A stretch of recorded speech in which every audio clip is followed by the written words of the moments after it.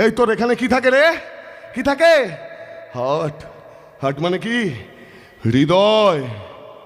তা মানুষের হৃদয়টা কাজ করছে কই? মানুষের হৃদয়টা এখন আর কোনো কাজ করছে না। তাই তো ভারতবর্ষের বুকে আজও 9% মেয়েকে ধর্ষিত হতে হচ্ছে।